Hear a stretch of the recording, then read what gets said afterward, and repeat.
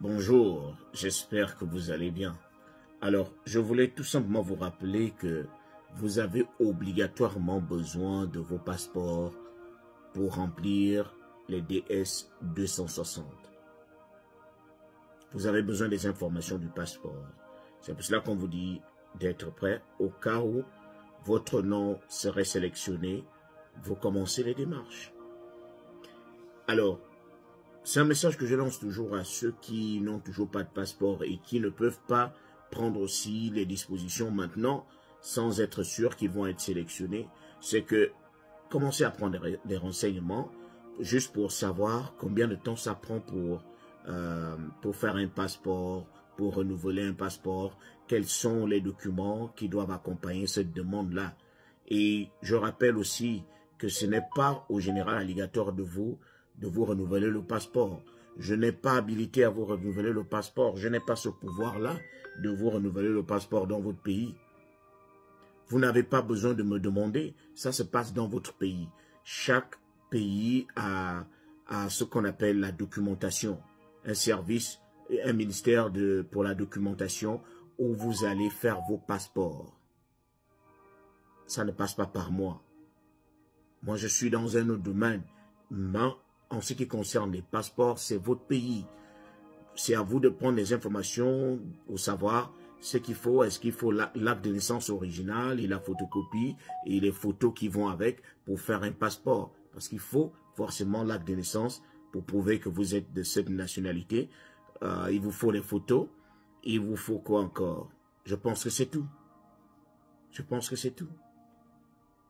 Maintenant, le temps qu'il faut pour établir un passeport dépend des pays. Alors, si vous êtes au Cameroun, ça va être une certaine période pour renouveler un passeport. Si vous êtes au Gabon, il y a une certaine période. Si vous êtes au Tchad, tout dépend de votre administration, tout dépend de votre pays. Donc, commencez déjà à prendre des renseignements pour que au lendemain du 4, c'est-à-dire le 5, lorsque vous êtes déjà informé, vous lancez vos démarches.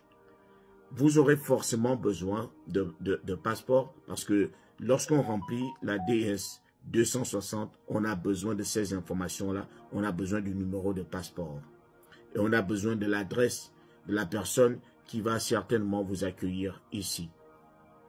Alors, quel est le site officiel pour vérifier les résultats? On vous a toujours parlé des résultats, on vous a toujours parlé d'un site. Et c'est pour rappeler aussi à ceux-là qui ne suivent pas qu'on ne viendra pas vous appeler. On ne va pas appeler votre numéro pour vous dire que vous avez gagné à la DV Loterie. On ne va pas vous envoyer le message pour vous dire que votre nom a été sélectionné. Ce sera à vous d'utiliser votre numéro de confirmation et de rentrer sur le site DV Programme. Regardez comment c'est écrit. dvprogramme.stat.gov. Gov là c'est G-O-V. Donc je prononce stat parce qu'on est en français. Donc dvprogramme.stat.gov. Ça c'est le site officiel. C'est l'unique site pour vérifier les résultats. Si on vous dit qu'il y en a un autre, c'est faux.